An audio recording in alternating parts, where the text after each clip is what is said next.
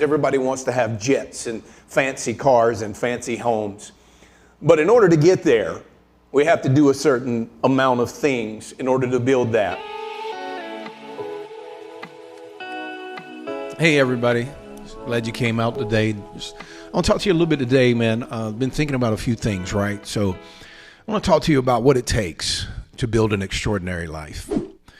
You know, I'm 50 years old, man. I've been an entrepreneur my whole entire journey. It's all I know. There's only a couple things I know is business and Bible. I don't know many things. I have a doctorate degree in Bible, and I guess 30 plus years in business, maybe I have a doctorate degree in business as well at this point. Who knows? But I've learned a few things. I'm probably not the smartest guy on the planet, but I do choose to learn. And in learning, you know, one of the things that I learned early in my 20s in Bible school was that learning never ends. Learning just never ends, no matter how smart you are, or how successful, quote unquote, you are. Learning is a process that never goes away. One wise old man told me one time, he said, and he was an extraordinary guy, and he said, Darrin, I would give up everything I know for what I don't know. Now, this guy was, you know, if we're measuring miles, he's 100,000 miles ahead of me. But just to hear a person with 2 doctor's degrees, one's a PhD and one's a doctor's degree in education, to say I would give up everything that I know for what I do not know, that's a world of information in the statement. So I've learned that if you want to build an extraordinary life, the first thing you need to do is you have to learn. You have to commit to learning. You have to commit to, I'm never going to cease from the pursuit of a few things: education, skills, wisdom, understanding. You know, the Bible says in all you're getting, get understanding. Understand how something moves, how something works, right? So you have to be a lifelong learner. Here's a couple things that I'm going to give you today. If you're going to be a lifelong learner, one thing you got to be is curious. I want you to think about this for a second, right? What do you mean? You know, curiosity killed the cat. Well, maybe.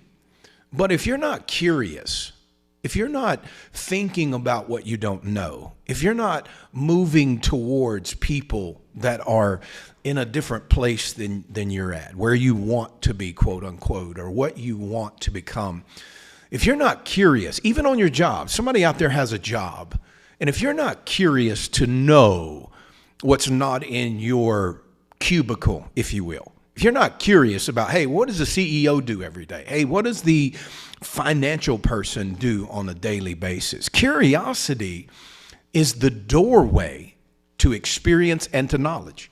You have to be curious. Nobody goes to school and say, well, I want to be a doctor. If you want to be a doctor, right, you want to be a physical doctor, you have to be curious about how the body works. Right?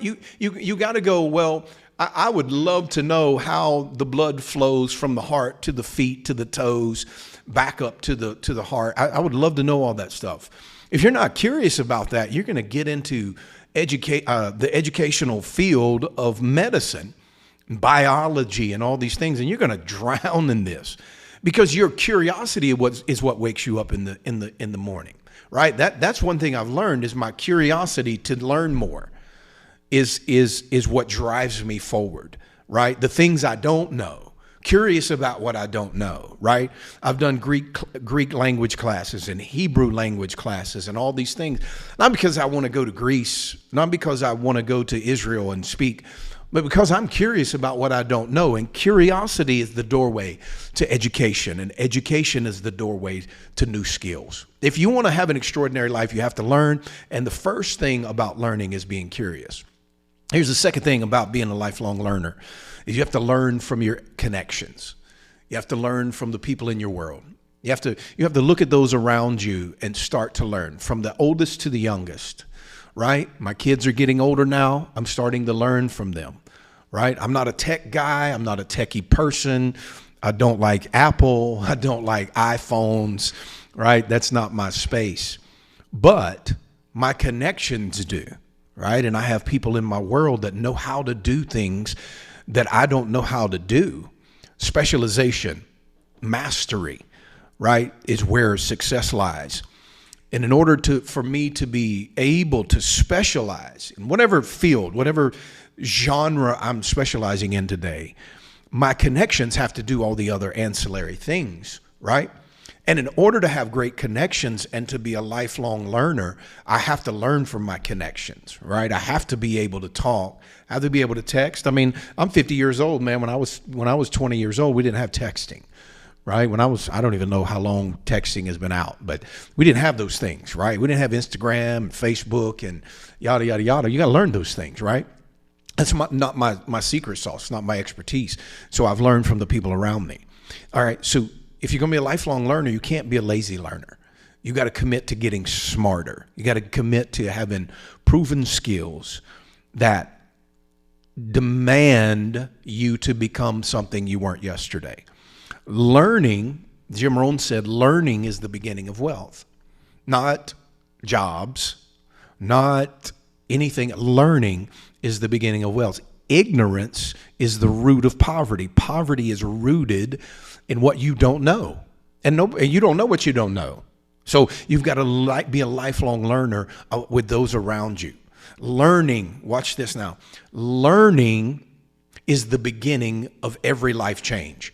You don't have a life change. You say, well, hey man, I really, really would like to be a NASCAR driver. Well, if you don't have driver's license and all you've ever driven is a go-kart, then you have some learning to do, right? But in order to build an extraordinary life, you have to be a lifelong learner. We have to commit to these things. We have to commit to education. We have to commit to learning new skills, getting new things available to us. It's not what you have that makes you great. It's what you're curious about becoming that makes you great and successful. And that's everybody, right? Learning is the beginning of wealth, and learning is the beginning of life change. Here's a phrase I want you to take heart to. Just because you've heard it is not proof that you got it. I want to say that again. Just because you've heard it is not proof that you've got it. We've all been to places, right? It doesn't matter whether it's church or school or whatever.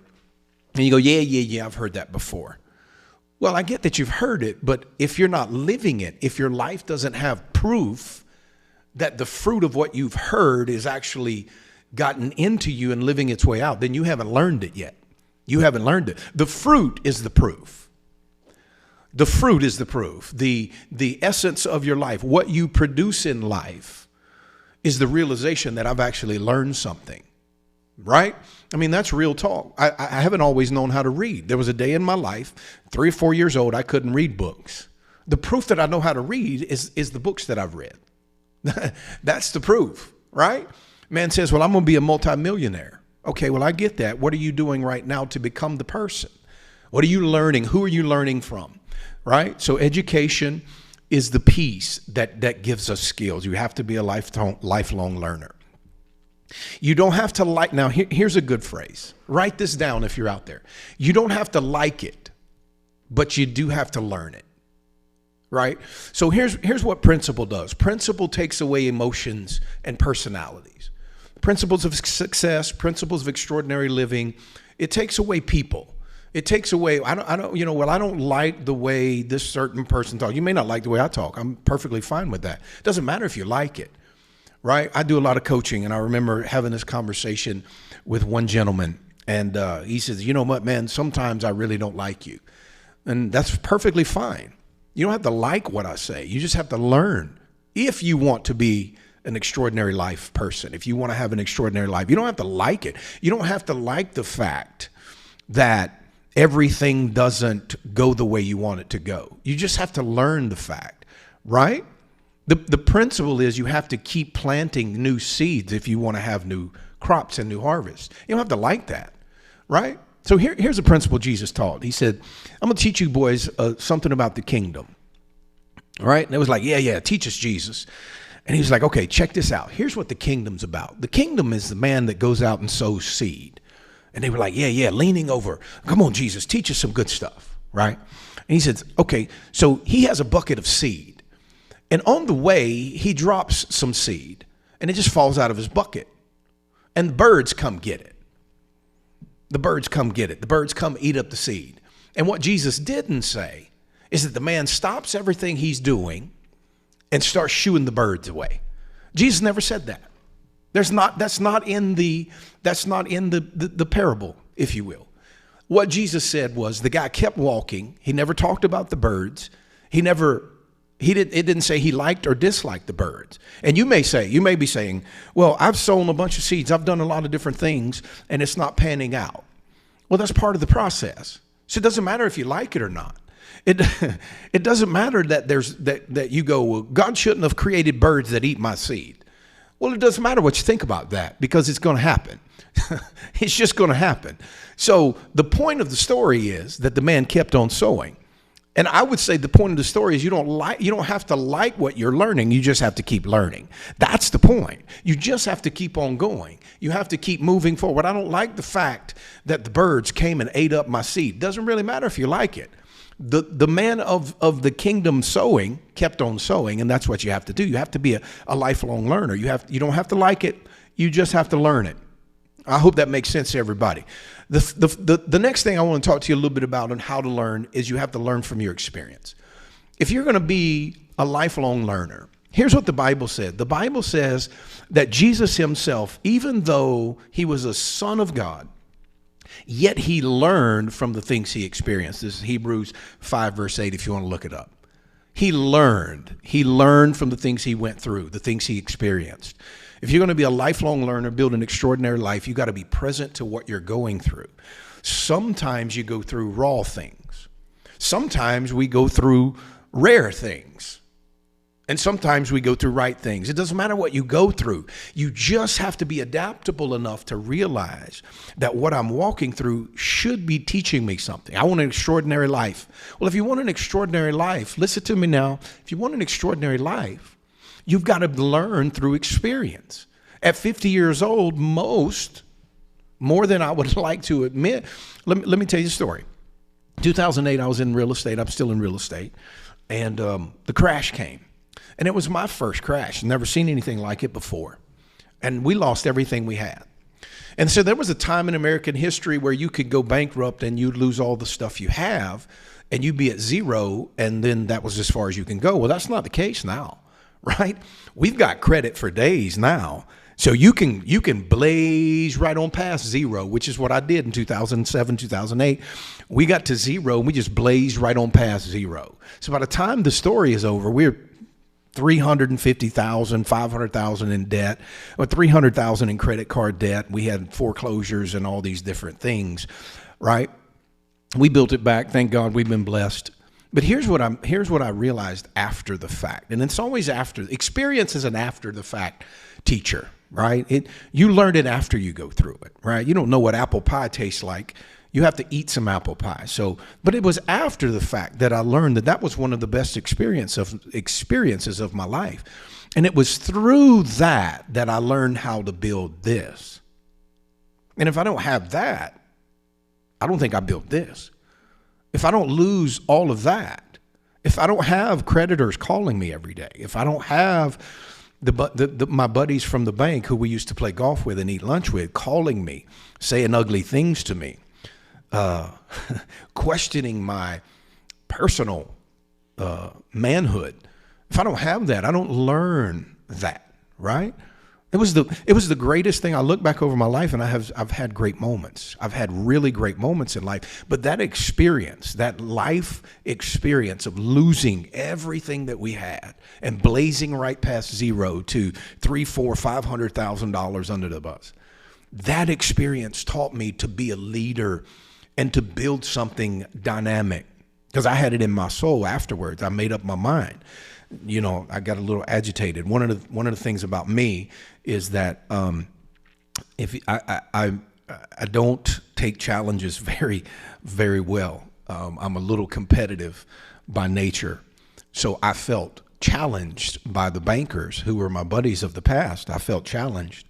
And I got irritated and agitated, and that experience made me have a wherewithal in my soul to say, "Oh, now you made me agitated. Now you've pissed me off. So now I'll build 10 times better." And we have 10 times, and we blew past 10 times better a long time ago. But I had to learn from that experience. I'm not saying you have to lose everything you have. That's ludicrous. That's just silly. I don't want you to lose everything you have. But I do want you to look back over your past and go, what can I learn? What can I learn? What can I learn from my school? What can I learn from my father, my mother, my brother, my sister, my having kids? And, one of the things about having children is that I didn't know what real love was until my children started to come into the world. And then I had this revolutionary moment of, my God, I didn't know what actual love was. You have to learn from your experience. You're going to build an extraordinary life. You have to learn from it. You have to learn from what you've walked through. You have to learn from your ups. You have to learn from your downs. You have to learn from your sideways. You have to learn from all these things. You have to learn from experience. You have to learn from education. You have to learn from your connections. You have to learn from your curiosity that drives you forward. If you're going to have an extraordinary life, this is the only way to do it. I've never met a person that had an extraordinary life, that was living the quote unquote high life, that wasn't a lifelong learner. You have to do this if you're going to be an extraordinary life person.